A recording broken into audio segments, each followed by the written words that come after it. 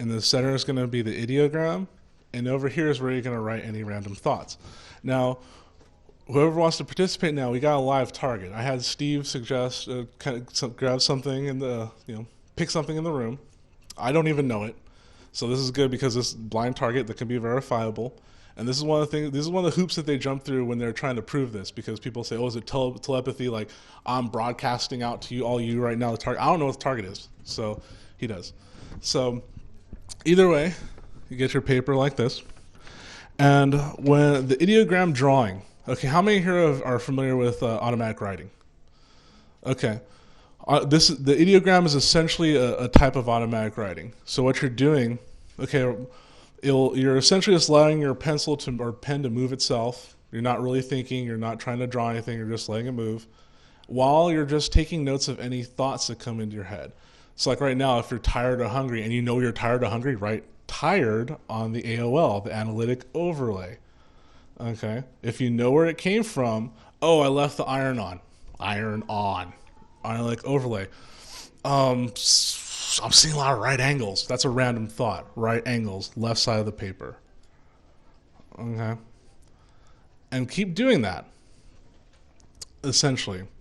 So, one of the, I don't know who's started right now, but one of the things, too, we're going to take a quick pause because it's very important, and I'm sure the gentleman who I showed up there will agree too. When we do any psychic work, it's very important that we shield and protect ourselves. So, and if we're not really sure about that, just imagine a big white bubble around you right now, and imagine it being all just positive. Nothing negative comes through you.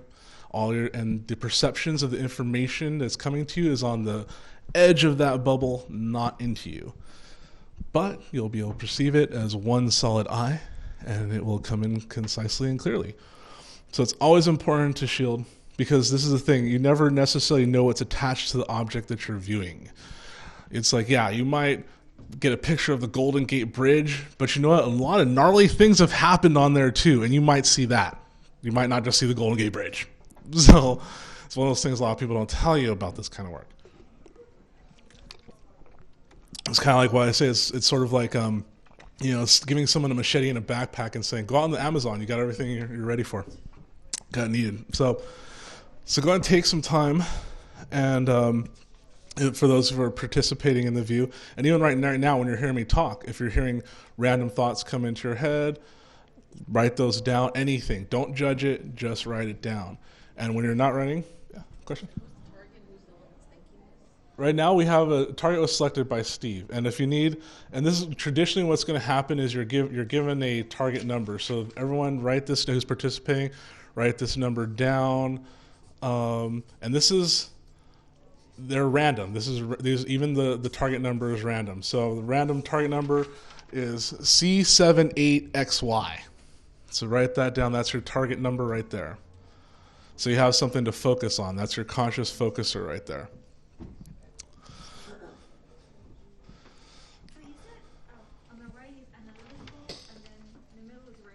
Is the middle will be where you're doodling, where you're doing your automatic writing, and on the left side is where you'll write down any random thoughts that you don't know the origins of. So like in other words, if you're hot right now, it's like analytical would be on the right side, on the left. So then if you think about that, actually that's done on purpose because of the hemispheres of the brain too. So we got the right side handling the logical stuff, because the logical mind's going to want to guess. And see, if you want to guess, go ahead and guess. Put your guesses in the center. Just write them down. If you want to guess what it is, go ahead and guess what it is. So just write down everything that comes in, knowing that the thoughts that you know the origin of on the right side, the random stuff on the left side, the automatic drawing, ideogram in the center. Now, the purpose of this, while you guys are doing this, I'm going to keep on talking, is that you're going to find, see, I just kind of just whatever, but what's going to happen is you're going to find your ideogram is going to start looking like portions of your target, is pretty much what's going to start happening. And as you get more advanced, you're going to get more precise lines. You're going to see certain things. But the thing is, you're not trying to draw necessarily an object that starts formulating out of it. Just in your mind, if you have to focus on anything, just focus on the pure movement of the pen or pencil, not what's coming out of it or what's being marked down.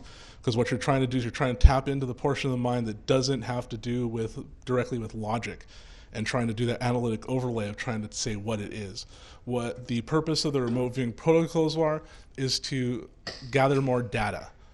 My one of the stories that my remote viewing teacher told me, which I thought was hilarious because they were very, very, very strong into it, very strong clairvoyant. And when they were presented with this after being recruited by one of these groups, they're saying, well, the target's a light bulb. And they're like, no, that's not right. We don't want that. Well, it was a light bulb. The problem was they want data. They want crystalline dome structure, incandescent wire, metallic solenoid with grooves. Okay, that's the kind of data that these people, Stanford Research Institute, military type reporting for these kind of protocols, that's what they want. So this is why I said just write anything that comes to your mind. So ask yourself, is the target soft? Is it hard? What would happen if you dropped it? What if you ran into it? These are little tools that how you can garner more out of your intuition. Instead of a lot of everyone has their own methods, but switching into different modes of thought. And this is where even those who are into shamanistic healing and stuff use the elements. What happens when the wind swirls around the target? What happens as it lays on the earth? Or record whatever thoughts come into your head from that point. So same method. If you know the origin, analytical overlay. If you don't, put on a left random side while continually staying connected with the target via your ideogram and doing that kind of goodness. So I was just reiterating the different sides. And then for those who want to see, this is an example of what some of the views will look like. These are actually some of my old practice ones. And you start seeing how, that sort of basic layout of what how this data is recorded and reported. Now this is essentially the Stanford Research Institute protocols. This is what certain people charge $1,000-something to sit you down and do. I just gave it to you. And I'm going to keep doing this. It's going to be great. Now, the difference is, like during, say, a remote viewing workshop, where we'd be doing a lot of these. And you know what else I'd be doing? I'd be trying to distract you. because the way I look at it, if you can't practically apply your intuition, you're not really practically using it. Because what good does it do if you can't read yourself, your own health, or the health of someone you really care for? I hear that too much in a lot of these healers. It's like, I can't look at myself. I can't look at people I care for. Well, it's because you're blocked and you're not growing yourself. So we have to be able to look at that. And we have to be able to do it in adverse conditions. This is one of the reasons why even the military developed what they did. And this is one of the things that even Joseph McMonagle talked about, which was being able to get into that mode of connectivity at any point. And this is where you do see that bridge of worlds, like in the movie Speed of Thought, where now you don't have to sit in this kind of mode to report this kind of stuff.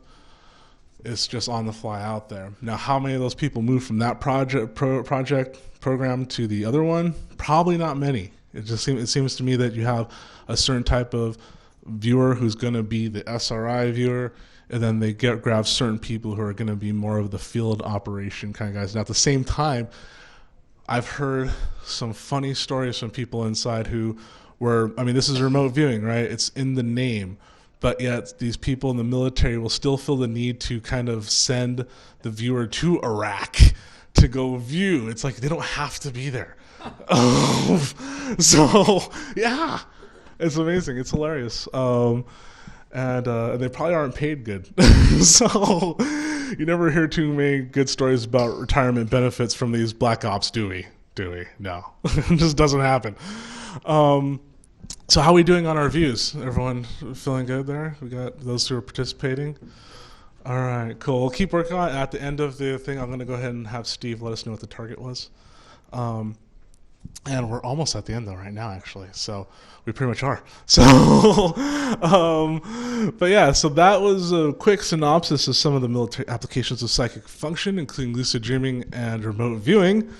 And since we're at the end here, Steve, you want to tell us what the object was? Yes. Nice. Nice. Well, I think it's kind of funny though. I have these squigglies with little. But nice. You know what's interesting? Uh-huh. I mean, I went It to was a too lot. obvious. I went to like a doll. I went to a car, and then all of a sudden, I started like a Yeah. bottle of water. Exactly. Yeah. Is that how it works? Yeah, because what's happening, especially if you're not used to exercising this way, like your logical mind's trying to be right.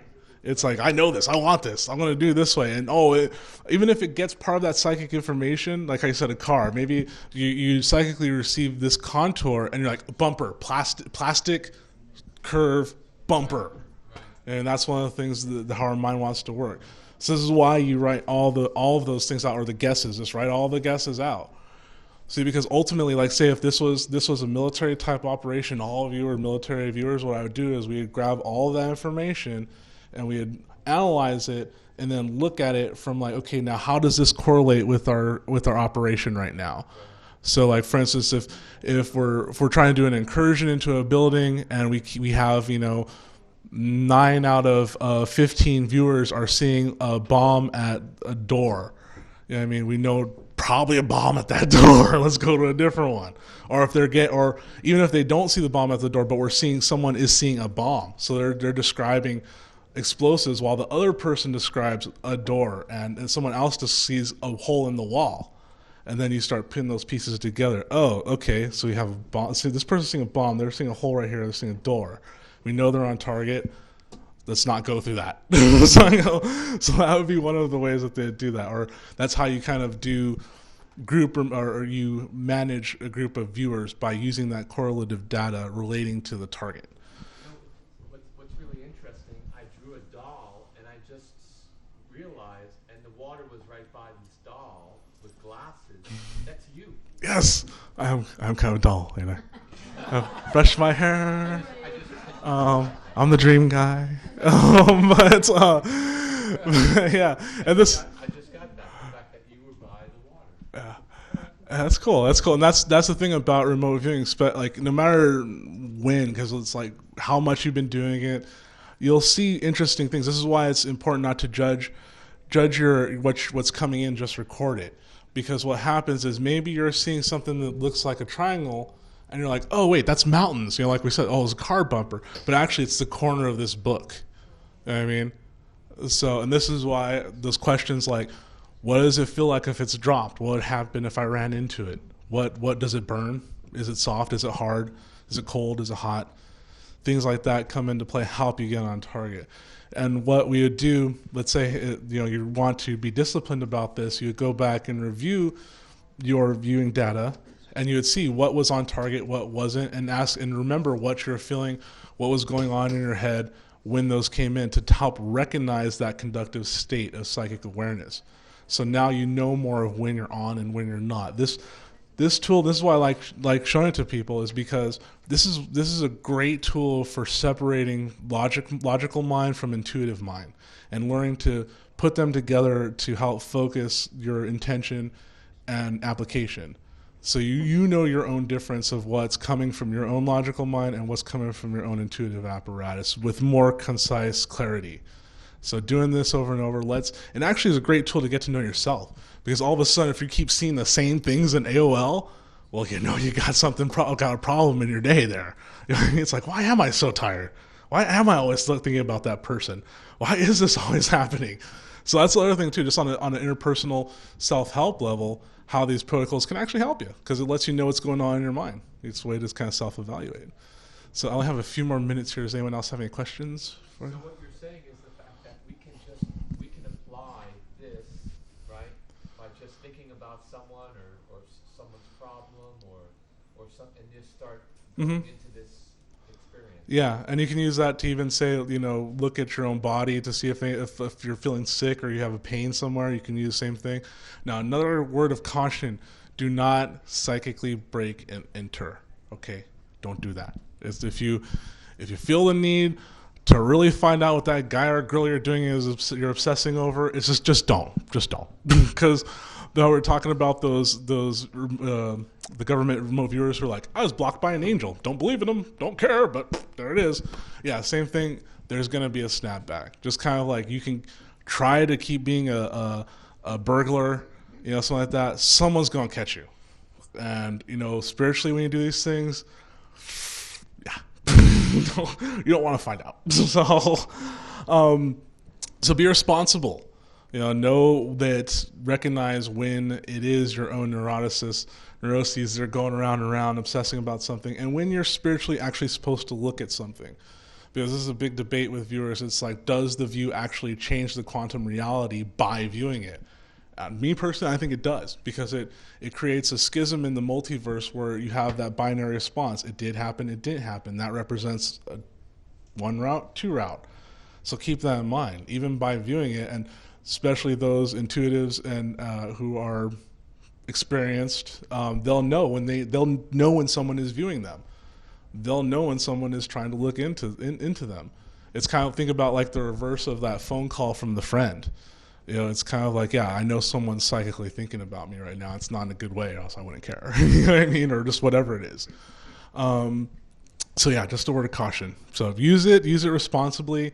Use it on your day-to-day troubles, yourself. But yeah, don't use it to just satisfy your own carnal desires and curiosities. And like I said, I'm not sure if there really is officially, psychic police, but you know what? The karmatic snapback that happens, might as well be. So either way, that was my.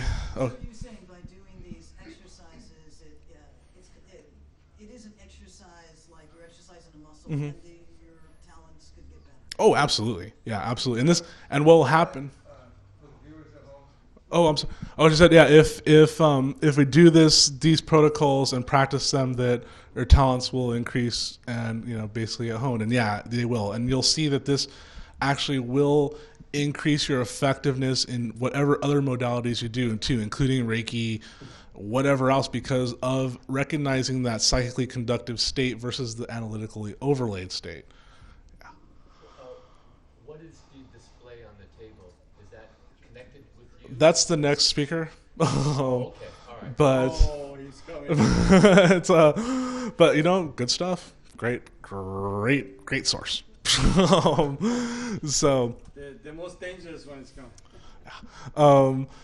but yeah, so that's why I highly recommend these protocols. Just doing it as a tool for self-development too. Yeah. You say you teach? Yeah. Oh, you teach remote viewing? Yeah. In the center? Yeah, in LA. Actually, I was hoping to have one organized for today to be able to kind of tell everyone, but I'm guessing it will probably be like end of April is probably I might want to do it. Kind of depends on the venue, but my goal is to make these things as cheap as possible, because to me, this information is very important. A lot of it is universal knowledge, so how can I charge for that? I mean, it's like, yeah, I'm sure there'll be reciprocity. You know what I mean? I'm sure everyone, appreciate the lecture right now, right? So And that's your website, right? that you can find me there. Yes, universaltruthevolution.com. Yes.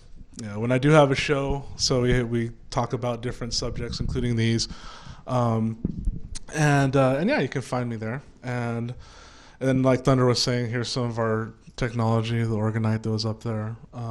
You can find some of that there too. And yeah, any of my upcoming workshops on remote viewing, lucid dreaming, and astral projection. I have a series of that, and actually Steve and I are probably going to team up on a couple of things. Him doing his Reiki certifications, and I'll be doing remote viewing or lucid dreaming. We'll be joining forces. In other words, he'll be doing the Reiki portion. I'll be doing a lucid dream or remote viewing kind of thing, depending on what people want. Because yeah, it really is all self-healing, self-help, so we can really manifest and create what we're meant to co-create together. More of what we want to see here, less of what we don't. Exactly. So cool. Thank you, everyone.